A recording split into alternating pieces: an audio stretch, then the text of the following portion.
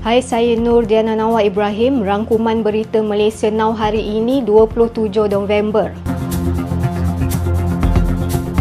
Beberapa gabungan NGO yang sebelum ini dilihat sekutu Pakatan Harapan hari ini melancarkan serangan terhadap pentadbiran Anwar Ibrahim dan berkata kerajaannya terbukti tidak serius melawan rasuah. Sebanyak 8 pertubuhan termasuk Bersih, Suaram dan C4 berkata demikian sebagai reaksi kepada skandal terkini yang melanda pejabat Perdana Menteri apabila setiausaha politiknya Samsul Iskandar meletak jawatan selepas pelbagai pendedahan mengejutkan oleh ahli perniagaan Albert Tay.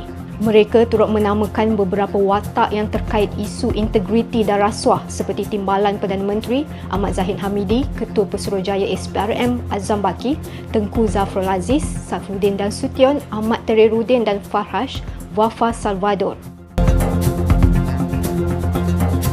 Peguam kepada Albert Tay mempersoalkan penglibatan Ketua Pesuruhjaya SPRM Azam Baki dalam mana-mana siasatan melibatkan pendedahan rasuah pejabat Perdana Menteri seperti didedahkan anak guamnya. Mahajut Singh berkata selagi Azam berada di tampuk SPRM, sebarang siasatan terhadap dakwaan rasuah tidak akan mempunyai kredibiliti.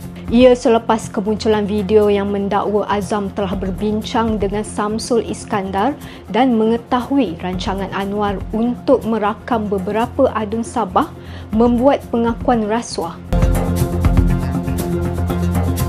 Portal Malaysia Now hari ini memuat naik teaser memaparkan resit, dokumen dan perbualan WhatsApp disimpan Albert Tay sebagai bukti beliau membelanjakan lebih RM600,000 kepada Samsul Iskandar.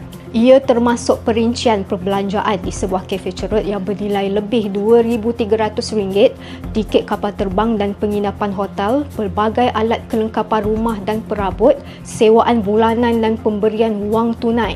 Dokumen-dokumen itu terkandung dalam bukti 350 muka surat yang disusun Albert.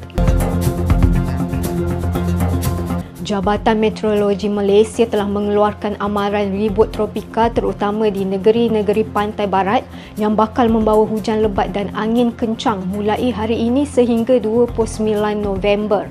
Wilayah yang terlibat termasuk Kedah, Pulau Pinang, Perak, Pahang, Selangor, Kuala Lumpur, Putrajaya, Negeri Sembilan, Melaka dan Johor.